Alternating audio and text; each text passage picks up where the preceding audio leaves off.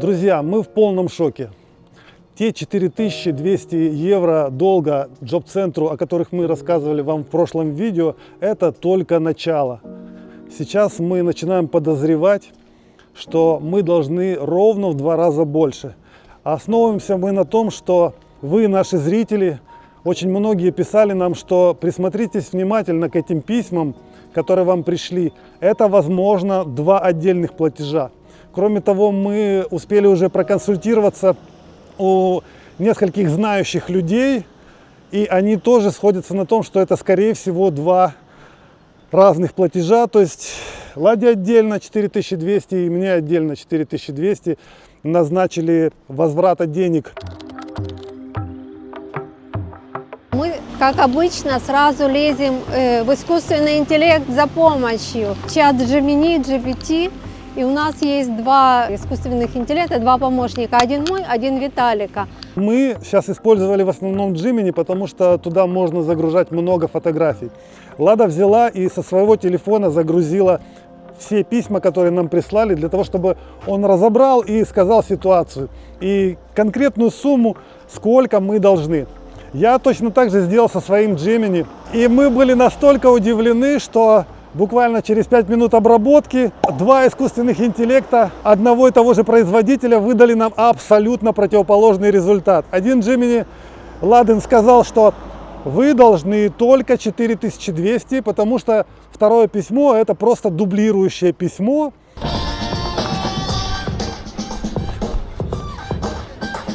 А разница в номерах платежей это просто внутренние... Бухгалтерский учет. Короче, вы не должны больше, чем 4200 евро. Еще такой аргумент, что у вас же не было бумажки общего счета на 8000 не было, поэтому да. Какие 8000? 4. И так хорошо меня убедил, я так спокойно.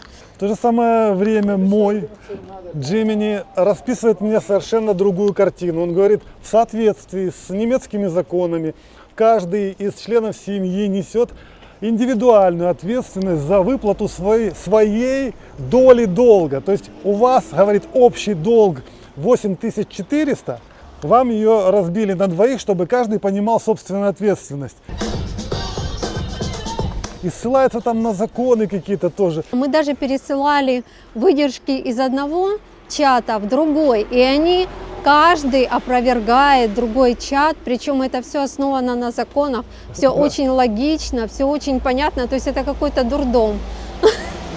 Мы зависли с Виталиком, короче, полностью. Если уже искусственный интеллект дерется, то... Они даже все равно не пришли к консенсусу, хотя мы их лбами между собой свели, и каждый остался при своем мнении, упертые, короче, машины. А я говорю, ну все, я пойду в Джоб-центр, и оператор мне расскажет, сколько мы должны конкретно. Он говорит, люди могут ошибаться.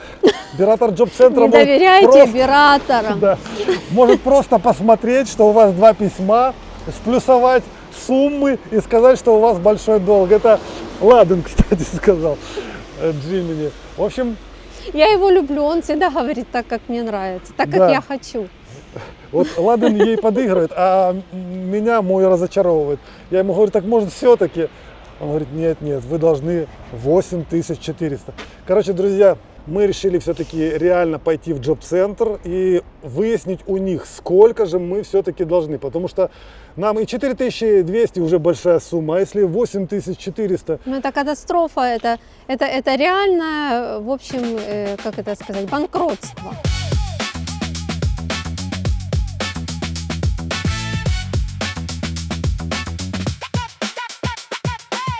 Мы сейчас находимся около Джоб-центра. Мы решили пойти и уже однозначно, точно выяснить, какой именно долг у нас.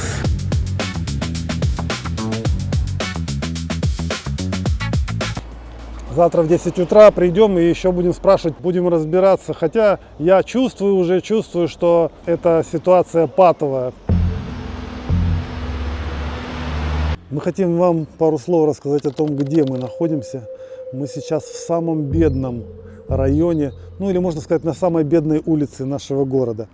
И здесь, я не знаю, кто живет в этих домах, но здесь всегда и свалки мусора, короче, какие-то такие, вот видите. И Вообще интересная такая улица, у которой из некоторых домов выход прямо на проезжую часть.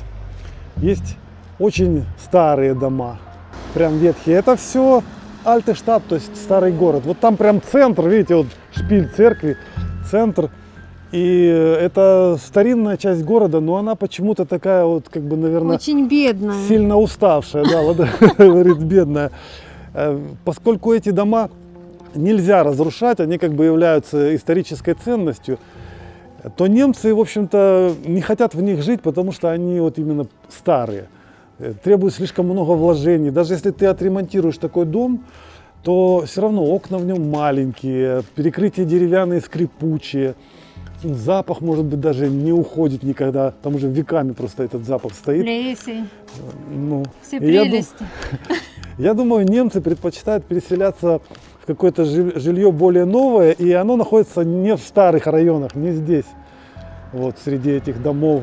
Я Поне- знаю, кто здесь живет. Да. Здесь раньше жили люди, которые с нами были в лагере. В лагере, это ромы. А сейчас я вижу, что их квартира, вот, во-первых, тут свалка мусора, во-вторых, заколоченные двери.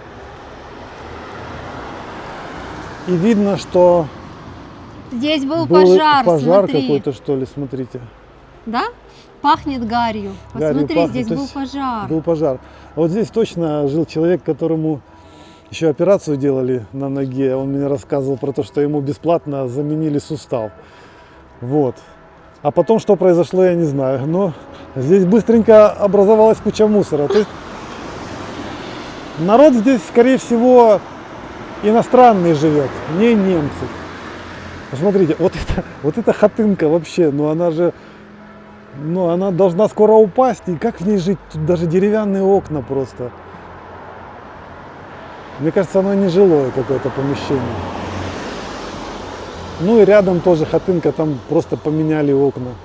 В общем, все эти дома, некоторые прям покосившиеся такие, очень старые. Хотя вид здесь прекрасный, видите, замок видно сверху. То есть, с одной стороны, как бы ты живешь в старом городе, это престиж, ты прям в центре города живешь. А с другой стороны, ты живешь в таких развалюхах, пошарпанных. В этом что-то есть.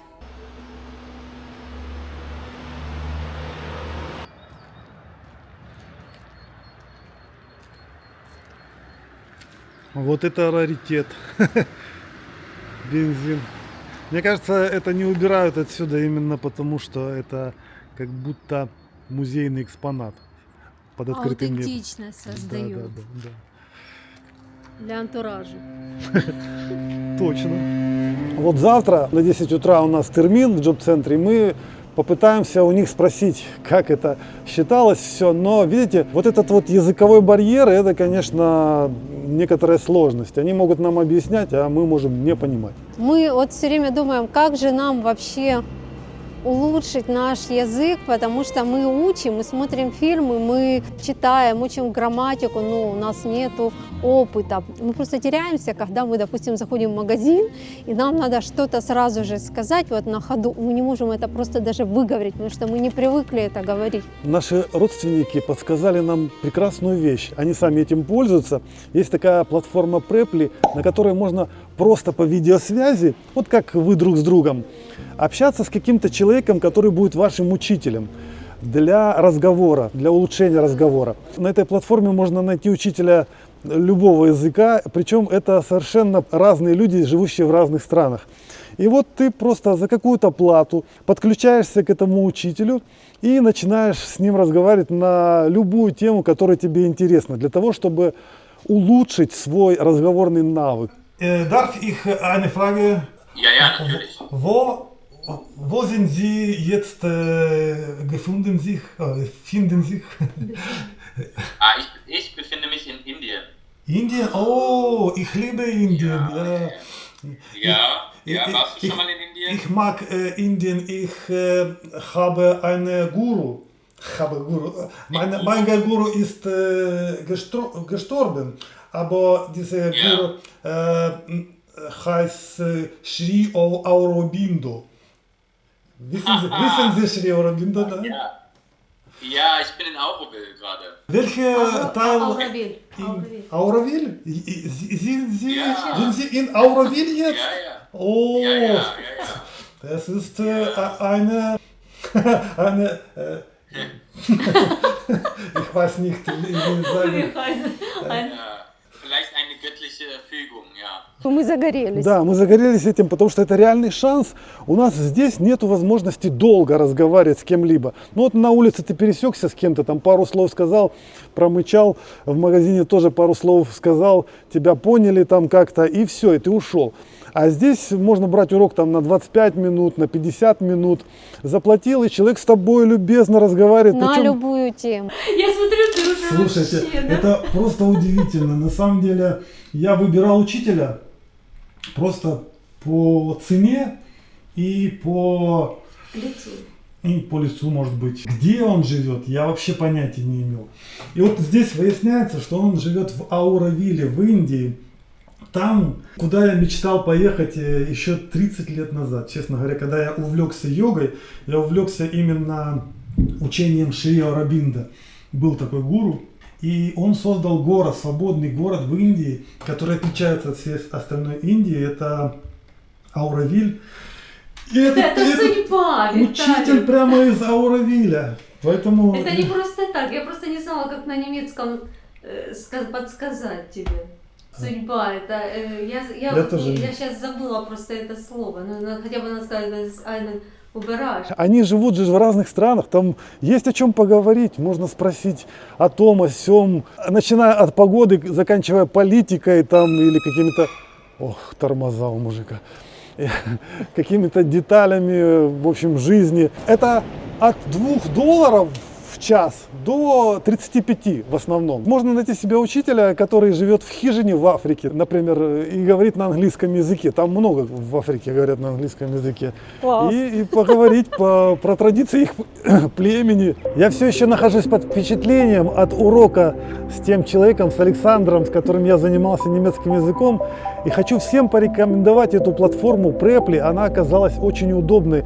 И причем не только в плане языка, а вообще как познание мира. Да? Пускай за какие-то деньги, за небольшие, но вы можете общаться с людьми из другой культуры, познавать язык одновременно. Это просто супер. Я даже вот в качестве рекламы хочу вам предложить воспользоваться нашей ссылкой, которая расположена в описании под этим видео, чтобы перейти и зарегистрироваться на этой платформе и самим попробовать, как это разговаривать с другими людьми на том языке, который вы хотите узнать. Причем сейчас, в данный момент, мы пробовали, по нашей ссылке вы можете получить 50% скидки. Вот, это не всегда так и не везде так. Вы можете написать в комментариях, есть у вас скидка или нет. Мы будем очень рады, если вы получите эту скидку. Ну и кроме того, я искренне рекомендую для всех людей, которые занимаются иностранными языками или хотят выучить вот эту платформу. Нам порекомендовали это наши родственники, которые уже годами занимаются с учителями через эту платформу. Так что, друзья, это действительно находка. Всем вам предлагаю перейти по ссылке и попробовать.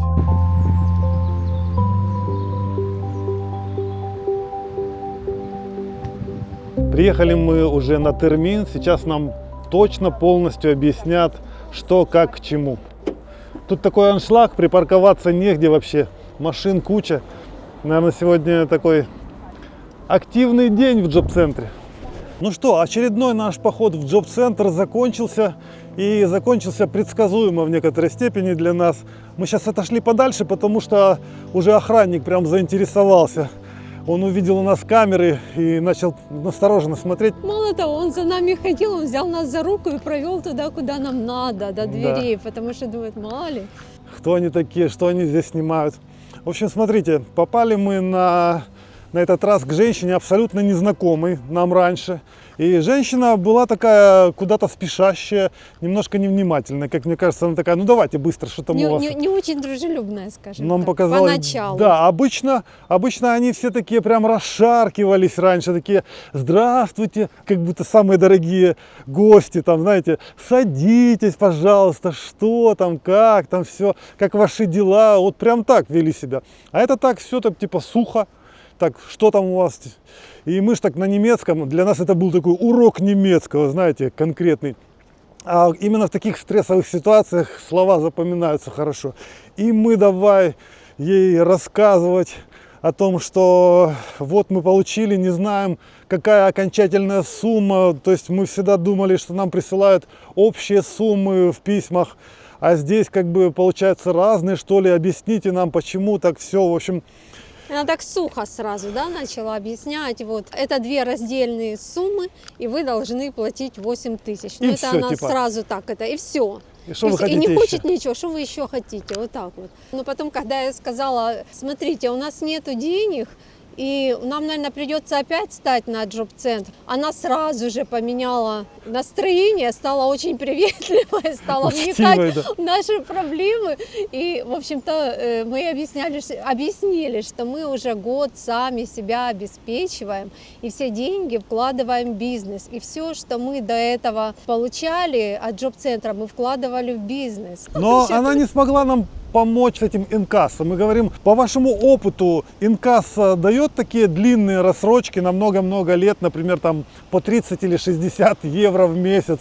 И она такая, кайнянунг, я не знаю. она как-то так, ну, видно было, что это очень мало, и вряд ли, ну, как бы так. Она такая, женщина, но, Ну, говорит, да. я не могу вам сказать да или нет, вы ждите ответ инкасса, а потом уже решайте. И мы хотели потребовать от нее бумажку, в которой было бы написано, что конкретно вот наш совместный долг 8400 для того, чтобы, ну, как бы везде с этим ходить. И мы сказали, мы собираемся к юристу пойти, показать. Она говорит, во-первых, эти письма от инкасса я не имею права. Ну, типа, они от джоб-центра, но они через инкасса переадресованы. Невозможно дать нам такую бумажку, где общая цифра.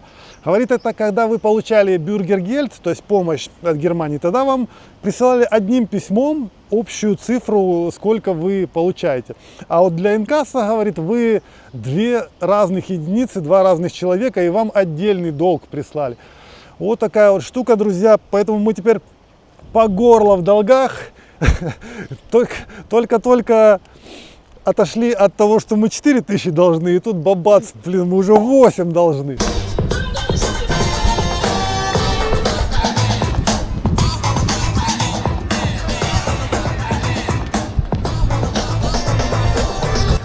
Последние полгода, когда мы получали от джоб-центра пособие, мы уже сами зарабатывали. И оказалось, что мы зарабатываем достаточно много. Ну, то есть до прожиточного минимума мы дотягивали. Получалось 1880 евро в месяц в среднем, нетто. Ой, брутто, извините, то есть без вычета налогов. Да, но они в этот период нам давали еще деньги, платили за квартиру и платили за медицинскую страховку. Поэтому, естественно, это как бы была переплата. Вот. Просто мы не знали, что они эту переплату потребуют назад. Вот в чем самая большая проблема. Мы не понимали, что они будут требовать почти все, что дали. Нам Биратор наша на тот момент, другая девушка, она сказала, нет, вы сейчас получаете деньги, которые не будут просить назад. Вот реально сказала. Смотрите, просто как мы вообще мыслили. Мы приехали в Германию, нам дали деньги просто так. Мы с первого дня были в шоке, потому что нам дают деньги просто так, ни за что. И мы немножко даже были напряжены. Потому что это вообще невозможно. Потому что мы знаем, что бесплатный сыр только в мышеловке. У нас все время была такая мысль, что где-то тут какой-то подвох. Получилось так, что Германия за 2 года успела нас приучить к тому, что они дают деньги и безвозмездно дают. Вот. И мы не ожидали, что в этот раз они начнут требовать назад. Тем более, что мы думали, что это может быть на развитие бизнеса. Они же помогают как бы людям, которые занимаются бизнесом, как-то прям выделяют деньги на бизнес, людям дают на закупку, скажем, там первых вещей каких-то. Ну, имеется в виду обычный бизнес, не YouTube. Но у нас тоже есть какие-то траты, там все. Ну, мы как бы были уверены, что нам помогают. Да, безвозмездно. Да. А тем временем мы дошли до края города. Смотрите, дальше уже поле. Смотри, какое пасхальное дерево.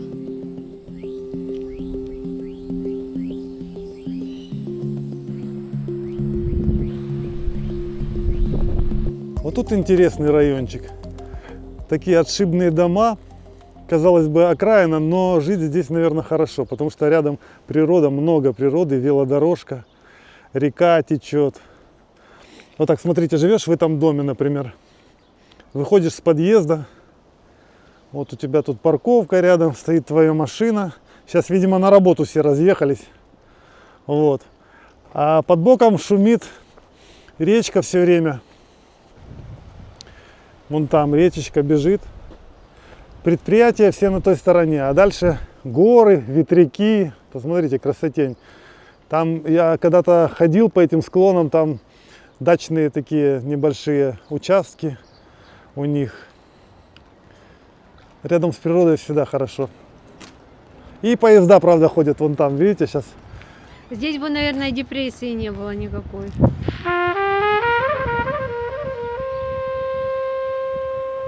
Нам сказали, чтобы найти социального юриста, нужно обратиться либо в Rathaus, либо в суд.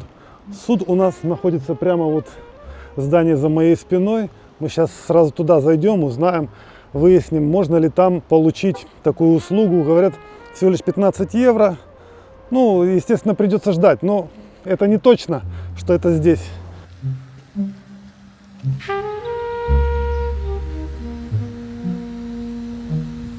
Ну, смотрите, мы зашли туда, куда надо. Здесь у нас суд, и здесь как раз работают адвокаты разного права. И нам сразу же охранник, даже человек, который там стоит, сказал, берите вот такой формуляр, заполняйте. Это формуляр с проблемой, как бы, да, заполняйте, здесь вписывайте свою проблему, свои данные, все, почему, Документы, короче. Ну да, выписки документы. со счетов. И, говорит, приносите и бросаете, вон там есть брифкастинг, то есть есть Einwurf, туда бросать, короче. Вот сюда мы должны будем это положить, а потом ждать 2-3 недели. 1-2, может 3, он сказал 1-2 недели, письмо обратное себе с термином, с ответом вообще на нашу просьбу. Вот такая история. Так что мы сейчас отправляемся заполнять этот формуляр.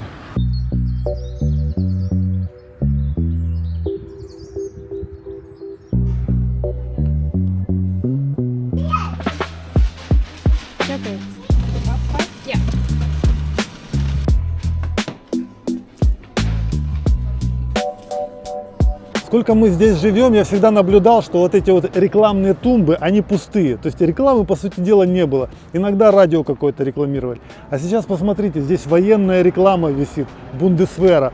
Написано, я делаю это для себя, для моего квартала. Пройди военную службу, защити себя. То есть это... Обеспечь мир. Обеспечь мир, да. Friedenssicher, ну это типа безопасность, да, обеспечь безопасность. А меня настораживает такая реклама, друзья. То есть в Германии появилась реклама армии. Ох, день ото дня не легче. Мир на пороге грандиозного шухера получается. Ну а мы с Ладой сейчас идем бросать письмо в почтовый ящик суда. Для того, чтобы нам дали разрешение на бесплатного юриста, который нас проконсультирует по нашему вопросу с нашим долгом. Толстенное письмо мы приготовили для того, чтобы получить бесплатного консультанта по юридическим вопросам. Здесь все документы для того, чтобы они поняли наш уровень доходов. Положен ли нам бесплатный консультант или же мы можем заплатить. Вот. Поэтому мы им все собрали и сейчас вот сюда. Сюда. Вот, интересная система тут. Einwurf. Вот так. А я думаю, что за палки такие? Все.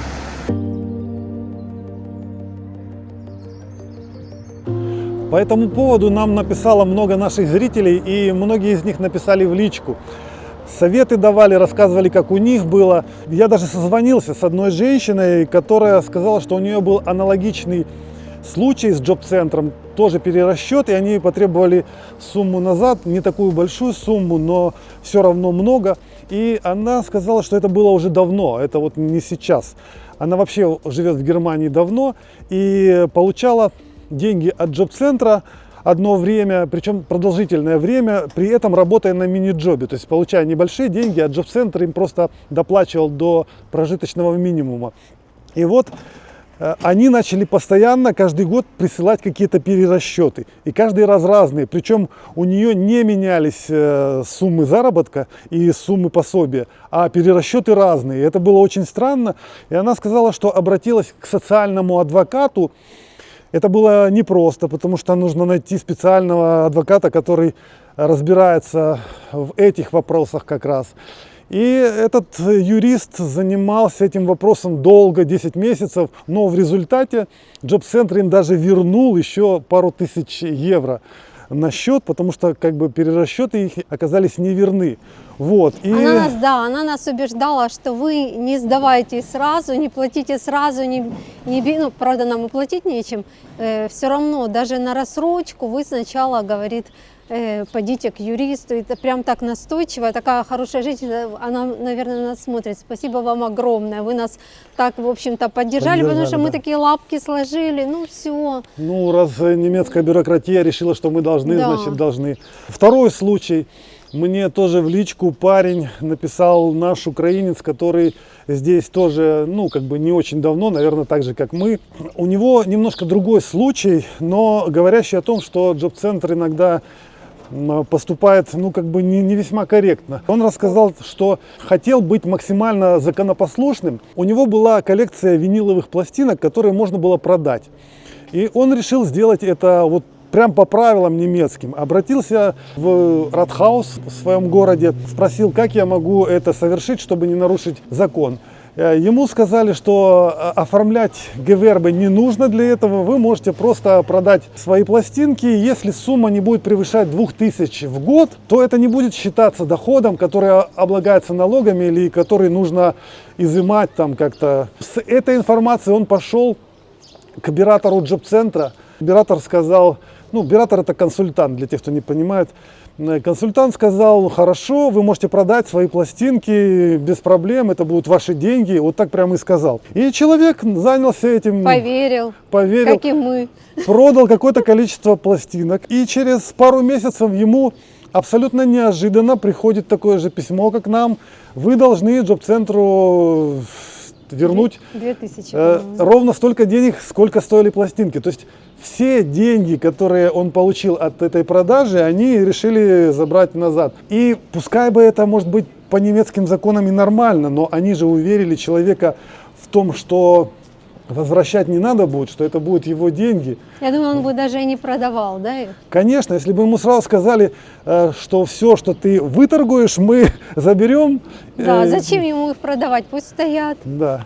Короче, реально его лишили пособия на несколько месяцев из-за того, что посчитали, что у него есть деньги на жизнь. Вот так получилось. То есть нужно знать законы и не всегда доверять консультантам из джоб-центра, потому что получается, что они говорят одно, а делают другое. Вот такие Ну, в общем-то, истории. да, в нашем случае это все операторы виноваты. Мы не виноваты. Нас тоже заверили, реально нас заверили несколько раз, что деньги не будут у нас списываться назад, потому что, ну, типа, бизнес развиваете. Ну всё. да, мы же вообще-то, по большому счету, практически все деньги вкладывали в YouTube-канал. Смотрите, камеры, это дорогая вещь, микрофоны, программы для монтирования, это тоже Искусственный деньги. интеллект, и музыкальный искусственный интеллект, Поездки, видео. Да. отели, еда. Для именно развития канала надо это все покупать. Еще хочу добавить про того парня, который пластинки продавал. У него сложилось впечатление по рассказам его знакомых, друзей по соцсетям, что сейчас просто дана какая-то команда джоб-центрам вот как раз шерстить людей по поводу возврата денег. Вот просто это не случайность, а вот сейчас именно в конце февраля, вот с начала этого года, 26-го. Денег не хватает, надо Да. тянуть назад. Очень массово. Люди пишут, что массово присылают людям письма с возвратами.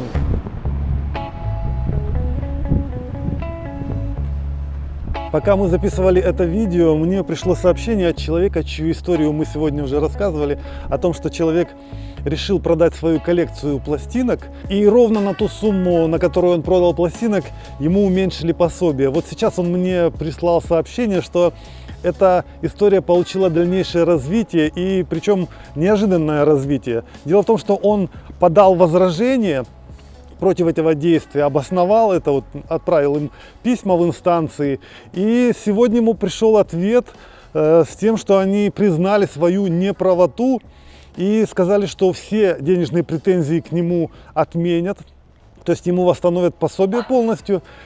Кроме того, они сказали, что если вы понесли какие-то расходы, например, там на адвоката, на письма, там, скажем, ну просто бумажные расходы какие-то, пришлите нам чеки, мы вам все возместим.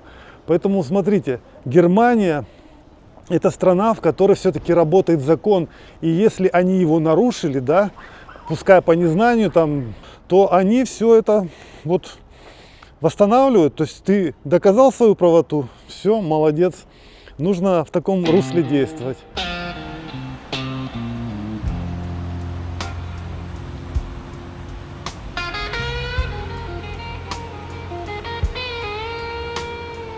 Когда в жизни начинается черная полоса, то одна неприятность цепляется за другую. Вот не успел я из джоб-центра приехать, весь в мыслях про то, как отдавать этот долг, сколько же это все-таки денег, много, сколько это лет будет. В общем, весь озабоченный. Припарковал машину, пошел домой, через час прихожу, а здесь уже сюрприз. Висит бумажка со штрафом. Вот так они здесь штраф прикрепляют. Такую вот бумажечку мне положили. В общем, это обычно 20 евро.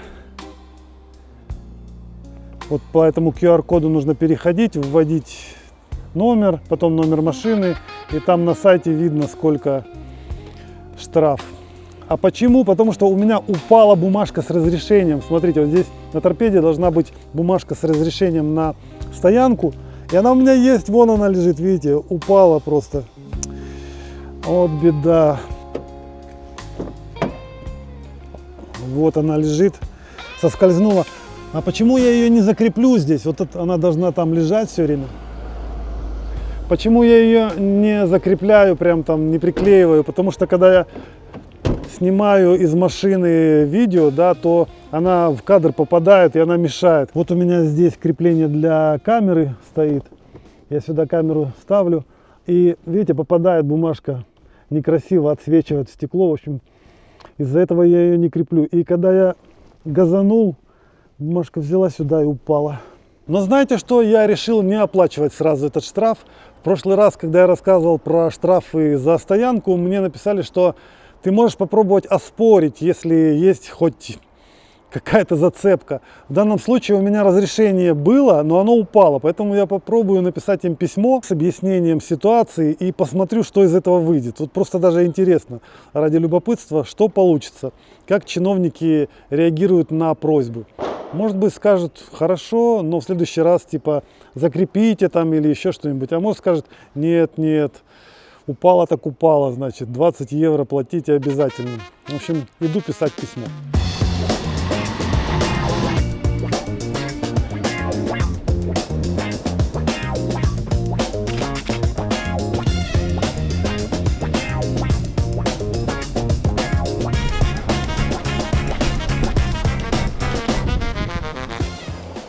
Вообще мы сейчас, благодаря этой ситуации, с Ладой поняли, что в Германии не только штрафы запугивают людей, но еще есть такой бич, как перерасчеты.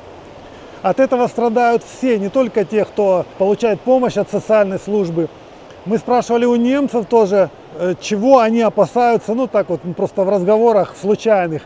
И они в большинстве своем жалуются на перерасчеты, например, за коммунальные услуги. Одна женщина нам сказала, что боится, что ей в итоге придет перерасчет в самый неподходящий момент, когда ей будет неудобно, скажем, она рассчитывала на эти деньги.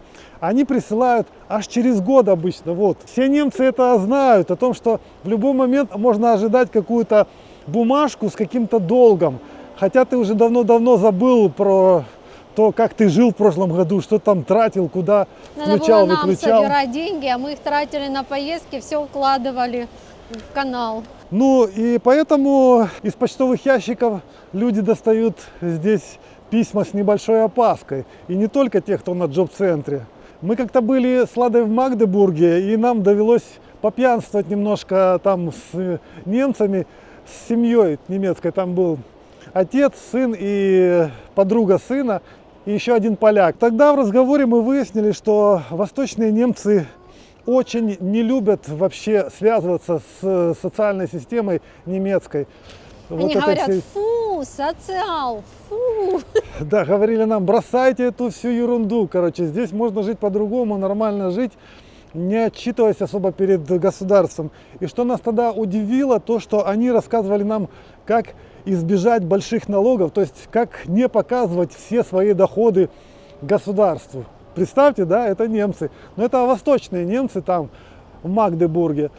Не знаю, я думаю... Западных мы еще не поняли, немцев. Ну, Но у нас- они друг друга не любят. Он говорит, моя дочь выходит замуж, и такое и лицо недовольное. А мы говорим, так надо же радоваться. Он говорит, да нет, у нее жених из Штутгарта. Мы говорим, так классно, мы живем возле Штутгарта. Он говорит, нет, эти вести, они называют их вести. Вести. Да, ости и вести. Тут ости это восточные, а вести В общем, мы вести. западные немцы. И они друг друга недолюбливают. Ну, исторически так сложилось. Те считают, что в 91 году, после 91 года, когда Германия объединилась, то вот эти вот вести поприезжали и повыкупали их предприятия и обанкротили их, для того, чтобы не было конкуренции. Там было очень много предприятий в Восточной Германии, старых предприятий. Мы видели эти заброшенные производственные здания, их там куча. Кто знает об этом что-то, пишите нам в комментариях, будет интересно почитать. Поэтому мы сейчас столкнулись с этой немецкой системой перерасчетов и стали жертвами перерасчетов по незнанию. Мы не упрекаем Германию там, или Джоб-центр. Мы очень благодарны за то, что они нас поддерживали. И сейчас, в принципе, на самом деле очень справедливо прислали нам перерасчет, потому что они нам переплатили. Да, просто они не сказали, но будем считать, что они нам заняли денег на развитие канала. Вот так вот. А теперь мы отдаем долг. Это кто-то в комментариях нам написал, мне очень понравилось, да. Все хорошо, с этим разберемся как-то. Если они сейчас не арестуют все наши счета и не оставят нас без копейки. У нас, кстати, даже если арестовать счета, то у нас не получится даже наполовину долга. У нас там денег впритык на 1 месяц жизни. Все. На налоги. Да. Пару Поэт- тысяч на налоги. Да, даже если у нас сейчас все деньги забрать, все равно мы долг не погасим, по-любому им придется давать нам рассрочку.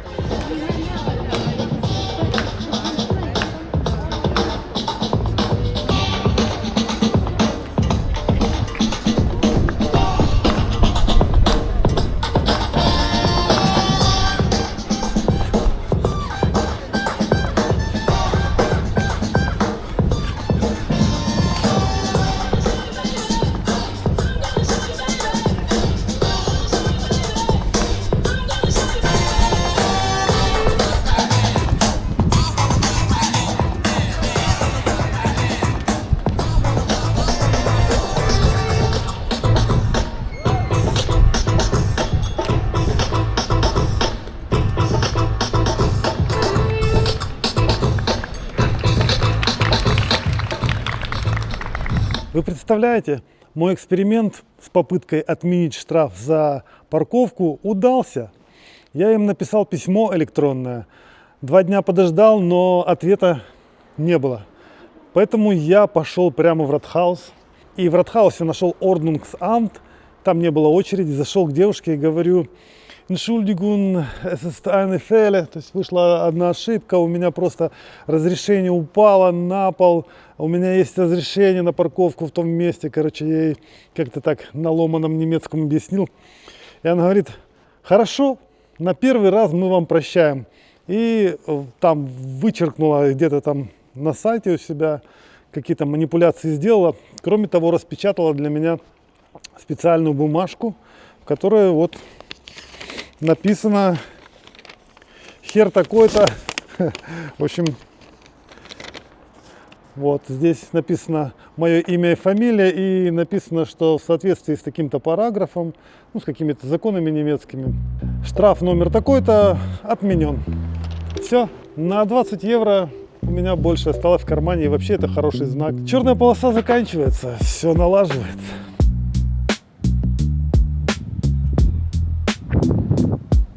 Судя по комментариям под нашим предыдущим видео, некоторые люди не поняли ситуацию, возможно, невнимательно смотрели. Ну вот такой комментарий, например, они что-то скрывают, они нас обманывают, потому что я, когда вышла на работу, мне сразу же отрезали социальную помощь и потом пересчитали сколько, резко, то есть перестали платить. А им как это так? Платят, значит, пособие, и они еще работают, они что-то мутят. Да, а это потому что эта женщина, она не знала, что мы не на работу вышли, а мы открыли бизнес. А наш бизнес — это YouTube. И отличие нашей ситуации от ситуации людей, которые идут в наемную работу, именно в том, что у нас нету какой-то стабильной зарплаты, которую мы могли бы принести и сказать, вот теперь мы зарабатываем столько-то, вот наш контракт с работодателем, такого у нас нету. Мы просто можем показывать им свой доход, который, в общем-то, еще и варьируется, месяц от месяца отличается. И мы сами не знаем, хватит нам денег или нет, сколько Да. будет в следующем месяце, и они не знают. Поэтому первые полгода, вот за которые идет речь, первые полгода мы уже работали, зарабатывали, но еще и получали деньги как бы страховочные, потому что не было известно, заработаем ли мы себе на прожиточный минимум или нет. А вышло так, что мы зарабатывали и уже достаточно для того, чтобы сами себя содержать. Поскольку мы им показывали все время эти цифры, которые мы зарабатываем, мы думали, что они это учитывают и как-то регулируют это. И опять же мы повторяем, мы спрашивали у нашей консультантки в джоб-центре, спрашивали, как будет потом с деньгами, с лишними. Она сказала, что у вас не будут ничего забирать назад. Вот в чем основная ошибка. Они нас уверили, что не будут перерасчитывать и отнимать лишние деньги. Мы думали, ну, Но отлично. это помощь предпринимателю. Да. Ну, а теперь выяснилось, что это совсем не так, что Никакая не помощь, а верните все до копейки. все, что было сверх прожиточного минимума, они хотят забрать назад. И они еще забрали кауцион за квартиру. То есть так интересно получается, пока мы стояли на социальном обеспечении, а за нас выплачивался кауцион, там было 1000 евро кауцион. И они выплатили 500 евро, то есть вообще безвозмездно. Но когда мы пошли сами работать, нам сразу сказали, а это теперь вы верните, вы должны нам. Если сделать короткий вывод, то на самом деле эта система толкает людей оставаться на иждивении у государства, а не, собственно, зарабатывать.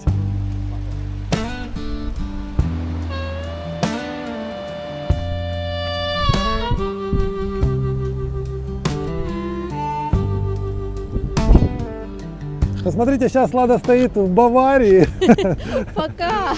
а я стою в Баден-Вюртемберге. Нас отделяет вот эта железная полоса, все. Мы с тобой в разных землях. Ты тут остаешься? У меня вид лучше. А, да. У Лады вид лучше, потому что она видит старый Ульм. А ты смотри на мой новый. Да, а новый Ульм выглядит так. Кстати, неплохо выглядит так, современно. Показывай, что у нас там сегодня есть. Опа! Смотрите. Eine kleine Wein. Сухое вино 24 года. Знаете, сколько стоит? 1 евро такая бутылочка. И здесь 250 миллилитров. Чекушка. О, а это чуть Каждому. Да, смотри. Тоже 24 года. Халь, это наполовину сухое. Смотри, это немножко отличается. И еще смотрите, что у нас есть. Зуши. Немцы говорят зуши. Не Суши, Да. суши. Суши стоят 2 евро. То есть, смотрите, мы нашли дешевый перекус. Очень хороший, дешевый, но за неимением денег, как все нищие люди. Вот смотрите. То есть 2 евро и 4, 6 евро. То есть это почти так, как попить просто 2 чашки чая в кафешке. Но с Серьезно, булочками там обычно 12 евро. То есть это, ну, Приступаем, друзья, к снятию стресса. Keine Sorge, kein Stress, alles ist gut. за настоящий момент. Я хочу вообще выпить за вас, потому что вы нас так сильно поддерживаете сейчас. Если бы не вы, мы бы, наверное, упали в уныние. А мы, смотрите, для вас ходим, снимаем, и у нас как бы нету никакого уже стресса, мы все в работе. Вот, поэтому спасибо вам огромное вообще за комментарии, за такое огромное количество комментариев хороших.